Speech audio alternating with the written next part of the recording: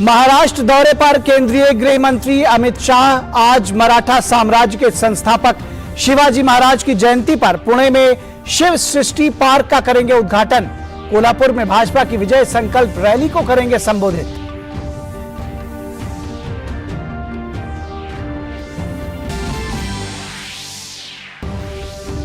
शराब नीति और फिर दिल्ली के उप मुख्यमंत्री मनीष सिसोदिया से सीबीआई करेगी पूछताछ।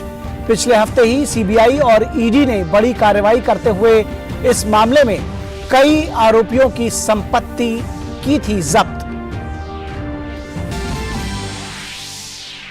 मेघालय और नागालैंड में विधानसभा चुनाव के लिए प्रचार जोरों पर। सभी राजनीतिक पार्टियों के स्टार प्रचारक कर रहे हैं जनसभाएं और रैलियां।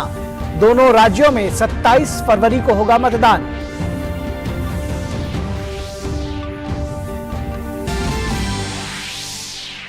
अमेरिकी विदेश मंत्री एंटनी ब्लिंकन ने म्यूनिख में वैश्विक सुरक्षा सम्मेलन से इतर चीन के शीर्ष राजनयिक वांग यी से की मुलाकात।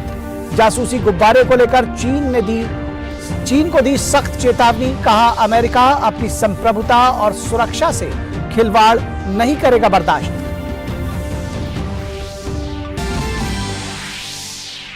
भारत और ऑस्ट्रेलिया के बीच नई दिल्ली में जारी दूसरे टेस्ट मैच की दूसरी इनिंग में ऑस्ट्रेलिया की टीम 113 रन पर सिमटी। भारत के सामने रखा केवल 115 रन का लक्ष्य। रविंद्र जडेजा ने झटके 7 विकेट।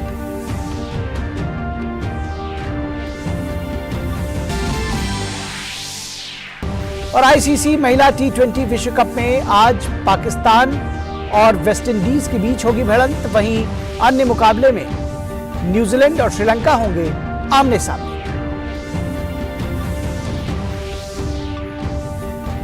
स्वागत है आपका डीडी न्यूज के इस बुलेटिन में। मैं हूं निखिल सिंह और आइए देखते हैं खबरों को अब विस्तार से।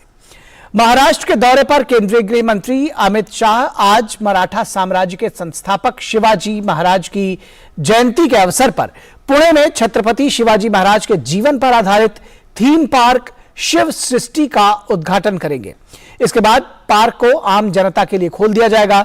इस पार्क में मराठा साम्राज्य से जुड़े किलों के महत्व को रेखांकित करने के लिए 3D तकनीक का उपयोग किया जाएगा और उनके आगरा से बचकर निकलने की घटना के साथ ही छत्रपति शिवाजी महाराज के जीवन से जुड़े विभिन्न दृश्यों को पेश किया जाएगा।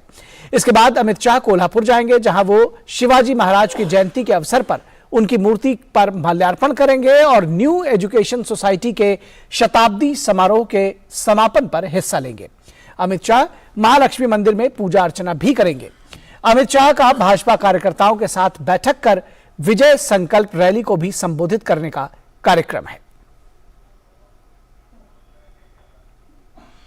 और मराठा साम्राज्य के संस्थापक छत्रपति शिवाजी महाराज की आज जयंती मनाई जा रही है। महाराष्ट्र में इससे संबंधित आज बहुत सारे कार्यक्रम आयोजित किए जा रहे हैं। नागपुर के ऐतिहासिक महल क्षेत्र में पारंपरिक तरीके से छत्रपति शिवाजी महाराज की जयंती मनाई गई। इस दौरान बड़ी संख्या में लोग वहां उपस्थित रहे।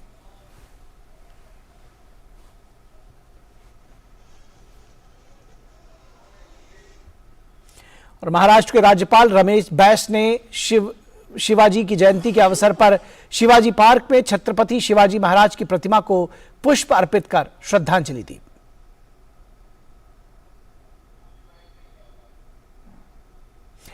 इस बीच महाराष्ट्र के मुख्यमंत्री एकनाथ शिंदे और महाराष्ट्र के उप मुख्यमंत्री देवेंद्र फडणवीस पुणे के शिवनेरी किले में आयोजित शिव जयंती समारोह में शामिल हुए।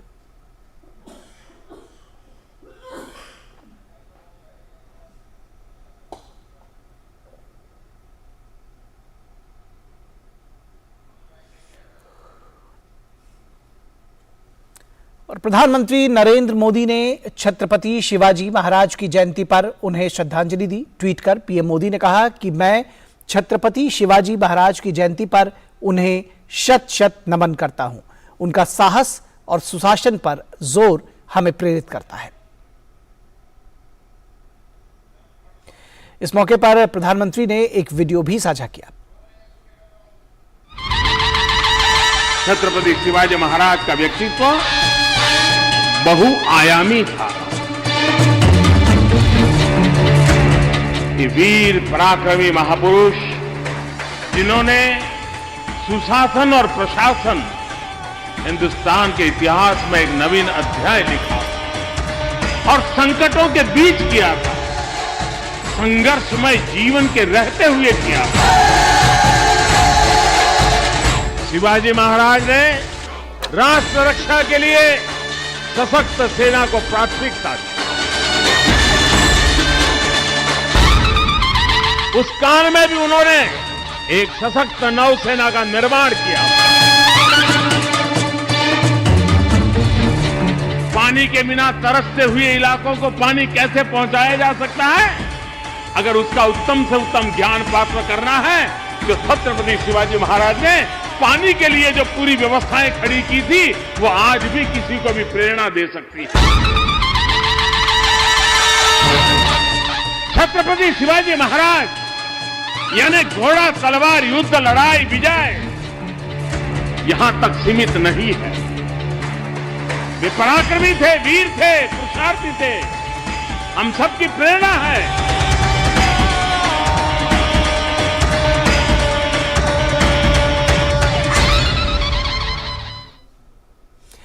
और दिल्ली में केजरीवाल सरकार की शराब नीति को लेकर एक बार फिर दिल्ली के उप मुख्यमंत्री मनीष सिसोदिया को सीबीआई ने पूछताछ के लिए बुलाया है।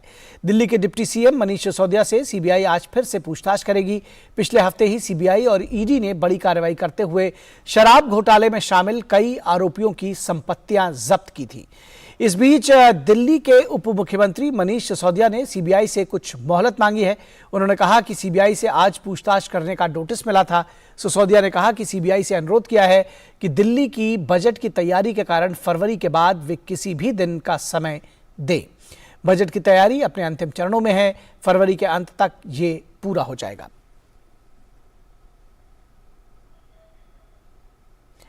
और मेघालय में विधानसभा चुनाव का प्रचार अभियान चरम पर है। स्टार प्रचारक और सभी राजनीतिक दलों के वरिष्ठ नेता जनसभाएं और रैलियां करने में जुटे हैं। असली मुकाबला गारो हिल्स में चल रहा है, यहां 24 सीटें दांव पर हैं और यहीं से मुख्यमंत्री कोनराड संगमा भी चुनाव लड़ रहे हैं। भाजपा के वरिष्ठ नेता नितिन गडकरी, हिमंत बिस्व शर्मा, कांग्रेस के नेता Mukul Wasnik, national people's party नेता कॉमरेड के संगमा, तृणमूल कांग्रेस नेता अभिषेक बैनर्जी और अन्य राजनीतिक दलों के नेताओं ने गारो, खासी और जयंतिया पर्वतीय क्षेत्र में कल जनसभाएं की। राज्य में 60 सदस्यों वाली विधानसभा के लिए 27 फरवरी को वोट डाले जाएंगे। और मेघालय में मत प्रतिशत बढ़ाने के लिए चुनाव आयोग ने मिशन 300 शुरू किया है। मुख्य निर्वाचन अधिकारी ने कहा कि मिशन 300 के तहत सभी 60 विधानसभा क्षेत्रों में 300 मतदान केंद्रों की पहचान की गई है, जहां मतदान का प्रतिशत राज्य के औसत मत प्रतिशत 87 से भी कम था। We have launched one project, one campaign called Mission 300 for those polling stations which are below the state average. Our state average is quite robust, almost 87%, 5 polling stations in every constituency which are below state average. So we launched this program on Valentine's Day incidentally. So we call it My Vote, My Valentine. Love your vote, love your state, love your voice. And we hope that with this campaign, because we have involved the stakeholders from the headmen to the leaders, to the youth organizations, the women's organization. So we hope that with this, there will be a rise in the voting percentage. We are not too bad at 87%, but we hope to take it to 90 and above. और नागालैंड में विधानसभा चुनाव के लिए प्रचार जोरों पर जारी है। राज्य में 27 फरवरी को वोट डाले जाएंगे और इस चुनाव के लिए सभी राजनीतिक पार्टियों ने अपनी पूरी ताकत झोंक दी है। नागालैंड में मुख्य निर्वाचन अधिकारी पी शशांक शेखर ने विश्वास व्यक्त किया है कि राज्य में सुचारू रूप से स्वतंत्र और निष्पक्ष चुनाव संपन्न होंगे। चुनाव कार्यालय लगातार विभिन्न संबद्ध पक्षों के संपर्क में है। मतदान के दौरान वरिष्ठ नागरिकों और दिव्यांगजनों के लिए विशेष सुविधाओं की व्यवस्था की गई है। नेशनलिस्ट डेमोक्रेटिक प्रोग्रेसिव पार्टी यानी एनडीपीपी ने भी कल नागालैंड विधानसभा चुनाव के लिए अपना चुनावी घोषणा पत्र जारी किया। पार्टी के वरिष्ठ नेता और मुख्यमंत्री नेफ्यू रियो और पार्टी के अध्यक्ष चिंग वांग कोन्याक ने यह घोषणा पत्र जारी किया।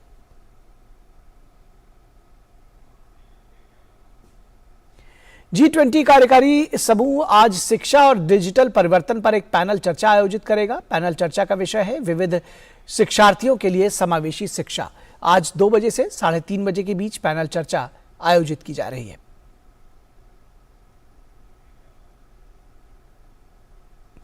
Doctor APJ Abdul Kalam international foundation और स्पेस जोन इंडिया के साथ साझेदारी में मार्टिन फाउंडेशन ने APJ Abdul Kalam satellite launch vehicle mission 2023 launch कर दिया है।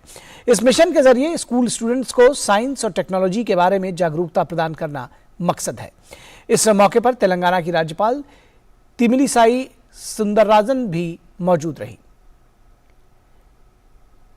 इस पहल के माध्यम से देश के विभिन्न हिस्सों से कक्षा 6ठी से लेकर 12वीं कक्षा तक के 5000 से ज्यादा स्टूडेंट्स को 150 PICO सैटेलाइट डिजाइन और डेवलपमेंट करने में सक्षम बनाया गया है, जिन्हें रॉकेट के माध्यम से लॉन्च किया जाता है। और हरियाणा के फरीदाबाद जिले में 3 फरवरी को शुरू हुए 36वें अंतर्राष्ट्रीय सूरजकुंड शिल्प मेले का आज अंतिम दिन है। सूरजकुंड मेले को लेकर हरियाणा के अलावा दिल्ली NCR के लोगों ने भी भारी उत्साह दिखाया है। विभिन्न शहरों से आए लोगों ने जमकर खरीदारी भी की।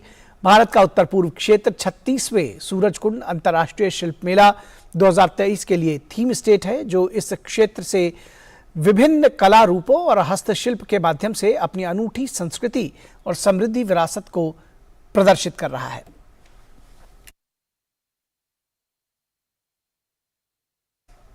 इस मेले का उद्देश्य हस्तशिल्प, हथकरघा और भारतीय कला को बढ़ावा देना है। गौरतलब है कि सूरजकुंड अंतर्राष्ट्रीय शिल्प मेला दुनिया का सबसे बड़ा शिल्प मेला है और ये अपनी तरह का एक अनूठा अनुभव है। अनेकता में एकता की झलक दिखलाता ये मेला रंग बिरंगी छटा बिखेरता है और देश विदेश से पर्यटकों को अपनी ओर खूब आकर्षित करता है। ये मेला देश में ही नहीं बल्कि विदेशी लोगों में भी खूब प्रचलित है। इसे देखने के लिए अलग अलग देशों के लोग यहाँ आते हैं।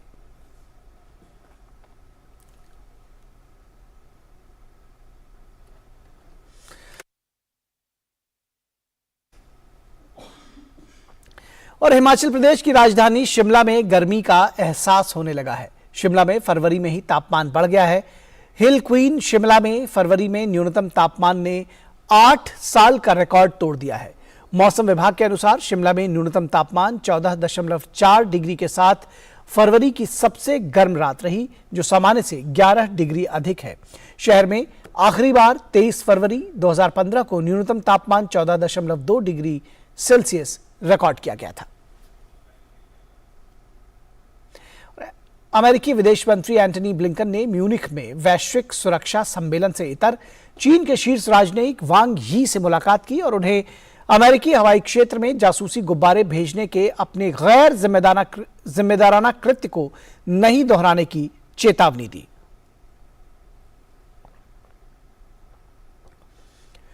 विदेश विभाग के प्रवक्ता नेड प्राइस ने बताया कि सचिव ने चीन को स्पष्ट लहजे में कह दिया है कि अमेरिका अपनी संप्रभुता और सुरक्षा से खिलवाड़ बर्दाश्त नहीं करेगा। ब्लिंकन ने ट्विटर पर कहा कि अभी चीन के शीर्ष राजनयिक वांग यी से मुलाकात की। मैंने चीनी निगरानी गुब्बारे की घुसपैठ की निंदा की और जोर देकर कहा कि ऐसा फिर कभी नहीं होना चाहिए। मैंने चीन को रूस को सामग्री सहायता प्रदान करने के खिलाफ भी चेतावनी दी है।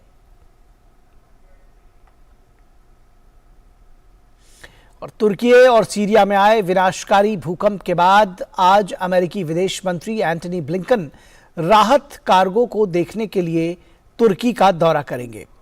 इसके बाद वे राजधानी अंकारा में तुर्की के वरिष्ठ अधिकारियों के साथ बातचीत करेंगे, जहां वे तुर्की के विदेश मंत्री मेवलुत कावुसोग्लू और तुर्की के अन्य वरिष्ठ अधिकारियों के साथ विनाशकारी भूकंप के बाद तुर्की को जारी अमेरिकी समर्थन पर चर्चा करेंगे।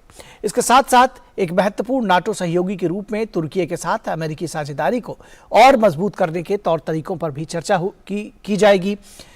गौरतलब है कि 6 फरवरी को तुर्की और सीरिया में आए 7.8 की तीव्रता वाले विनाशकारी भूकंप की वजह से हजारों लोगों की जान चली गई।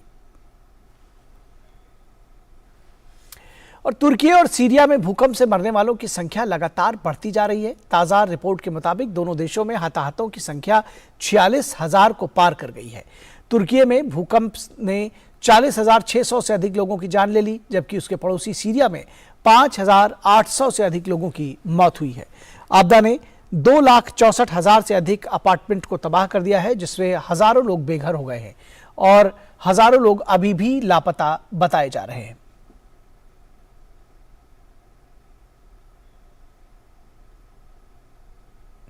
सीरिया में मध्य दमिश्क के काफ्र सूबा पड़ोस में एक इमारत पर इजरायली रॉकेट हमले में आज सुबह कम से कम 5 लोगों की मौत हो गई। सीरियाई सेना के अनुसार हवाई हमले से राजधानी के बीचों बीच उमायद चौक के पास घनी आबादी वाले इलाके में कई इमारतें क्षतिग्रस्त हो गई। प्रत्यक्षदर्शियों के अनुसार यह हमला ईरानी प्रतिष्ठानों के पास एक बड़े सुरक्षा परिसर के करीब किया गया था। एक पुलिस अधिकारी ने बताया कि कई लोग हताहत हुए हैं और तमाम अन्य लोग घायल हुए हैं। लगभग 1 दशक से इजराइल संदिग्ध ईरानी प्रायोजित हथियारों के हस्तांतरण और सीरिया में कर्मियों की तैनाती के खिलाफ हवाई हमले कर रहा है। इजरायली अधिकारियों ने इस तरह के हमलों के लिए शायद ही कभी जिम्मेदारी स्वीकार की है। पश्चिमी खुफिया सूत्रों का कहना है कि ईरान ने हाल के वर्षों में सीरिया में अपनी सैन्य उपस्थिति का विस्तार किया है और अधिकांश राज्य नियंत्रित क्षेत्रों में इसकी पकड़ है। रूस और यूक्रेन के बीच युद्ध शुरू हुए करीब 1 साल होने वाले हैं। यहां के हालात देखते हुए ब्रिटेन के प्रधानमंत्री ऋषि सुनक ने एक बड़ा बयान दिया है। सुनक ने राष्ट्राध्यक्षों, रक्षा मंत्रियों और विश्व के अन्य नेताओं की वार्षिक बैठक म्यूनिख सुरक्षा सम्मेलन में कहा कि रूस को यूक्रेनी पुनर्निर्माण के लिए भुगतान करना चाहिए। उन्होंने यह भी कहा कि रूसी आक्रामकता के प्रति अंतर्राष्ट्रीय समुदाय की प्रतिक्रिया मजबूत नहीं थी।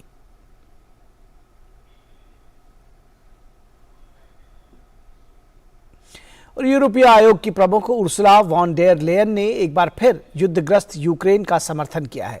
उर्सुला ने जोर देकर कहा कि यूरोपीय संघ यूक्रेन का समर्थन करने के लिए कुछ भी करेगा। कीव की चेतावनियों के बाद कि उनकी सेना को मदद को जल्द अधिक आपूर्ति की आवश्यकता है, यूरोपीय आयोग यूक्रेन की मदद के खातिर गोला बारूद खरीदने के लिए अपने सदस्य देशों के साथ मिलकर काम करने के तरीकों की तत्काल तलाश कर रहा है। और खबर क्रिकेट के मैदान से। दिल्ली में खेले जा रहे दूसरे टेस्ट मैच में ऑस्ट्रेलिया ने भारत के सामने जीत के लिए 115 रन का लक्ष्य रखा है। दूसरी पारी में 114 रन का लक्ष्य रखा है। दूसरी पारी में ऑस्ट्रेलिया की पूरी टीम 113 रन पर सिमट गई। मैच के तीसरे दिन आज सुबह दूसरी पारी में ऑस्ट्रेलिया ने 61 रन के आगे खेलना शुरू किया। दरअसल पहली पारी में बढ़त के अनुसार 1 रन की लीड ऑस्ट्रेलिया के पास थी और दूसरी पारी में वो 113 रन पर ऑल आउट हुई। तो कुल मिलाकर जो विजय का लक्ष्य है वो 115 रन है। तो भारत के लिए जीत का जो लक्ष्य है वो 115 रन का है। ऑस्ट्रेलिया ने 61 रन से आगे खेलना शुरू किया आज और दूसरे दिन के नाबाद बल्लेबाज ट्रेविस हेड और लाबुशेन जल्द ही पवेलियन लौट गए। हेड ने 43 और लाबुशेन 35 रन बनाकर आउट हुए। इसके बाद स्टीव स्मिथ और रेनशॉ को आउट करके अश्विन ने ऑस्ट्रेलिया को परेशानी में डाल दिया। जडेजा ने 1 ओवर में हैंड्सकॉम्ब और कमिंस को आउट किया। जडेजा ने इसके बाद नॉर्थन लियॉन और मैथ्यू कोहेनमान को बोल्ड करके ऑस्ट्रेलिया की दूसरी पारी का अंत कर दिया। भारत की तरफ से रविंद्र जडेजा ने 7 विकेट लिए, वहीं अश्विन ने 3 विकेट लेने में सफलता पाई। इससे पहले ऑस्ट्रेलिया ने पहली पारी में 263 रन बनाए थे। इसके जवाब में भारत ने 262 रन बनाए थे। और ताजा समाचार मिलने तक भारत ने 6 रन बनाए हैं, लेकिन 1 विकेट फिलहाल खो दिया है। और आईसीसी महिला टी20 की बात करते हैं। आईसीसी महिला टी20 विश्व कप में आज पाकिस्तान और वेस्टइंडीज के बीच भिड़ंत होगी। वहीं अन्य मुकाबले में न्यूजीलैंड और श्रीलंका आमने सामने होंगे।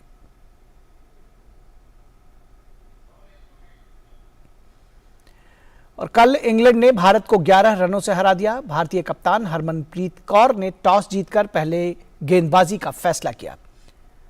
इंग्लैंड ने 20 ओवर में 7 विकेट पर 151 रन बनाए। जवाब में टीम इंडिया 20 ओवर में 5 विकेट पर 140 रन ही बना सकी। इस टूर्नामेंट में टीम इंडिया की यह पहली हार है। भारत की तरफ से ओपनर बल्लेबाज स्मृति मंधाना ने 52 रन बनाए, हालांकि वो टीम के काम नहीं आ सके। Asia mix team badminton championship में भारत ने कांस्य पदक से संतोष करना पड़ा है। इस टूर्नामेंट के इतिहास में पहली बार है जब भारत ने कोई पदक जीता है। रविवार शाम खेले गए रोमांचक मुकाबले में भारत को चीन से 2 के मुकाबले 3 के अंतर से हार झेलनी पड़ी। सेमीफाइनल में भारत के एचएस प्रणॉय और पीवी सिंधु को एकल प्रतियोगिता में मिली हार के बाद पुरुष युगल जोड़ी ध्रुव कपिला और चिराग शेट्टी को जीत मिली। इसके बाद त्रिशा जॉली और गायत्री गोपीचंद ने भी महिला युगल स्पर्धा में जीत हासिल की।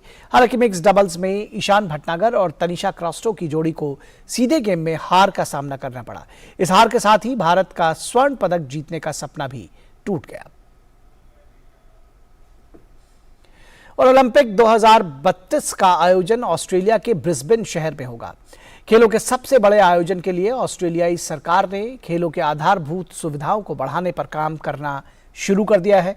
ऑस्ट्रेलियाई सरकार ब्रिस्बेन ओलंपिक के लिए लगभग $5 अरब खर्च करेगी।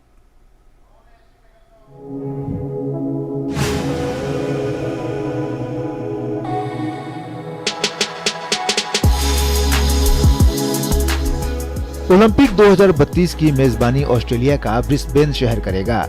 इसके मद्देनजर ऑस्ट्रेलियाई सरकार एक्शन में आ गई है।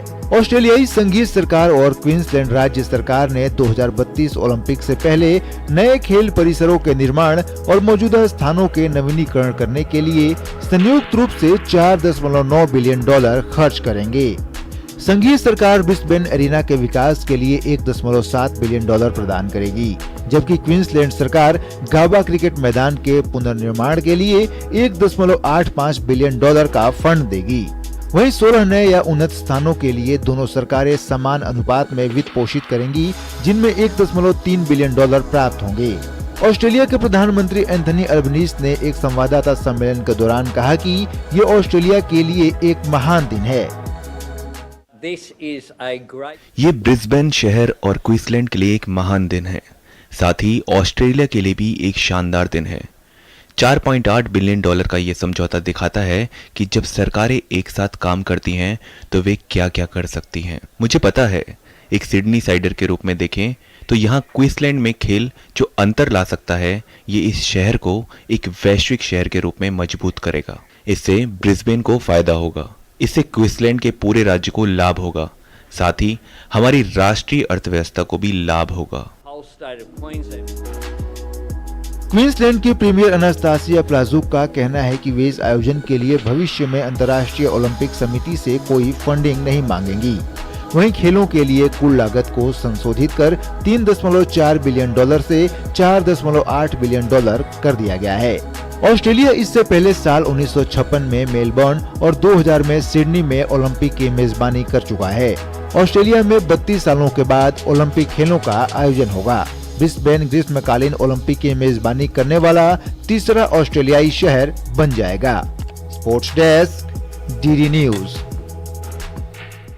तो इस समाचार बुलेटिन में बस इतना ही। हमारी पूरी टीम को दीजिए इजाजत। नमस्कार।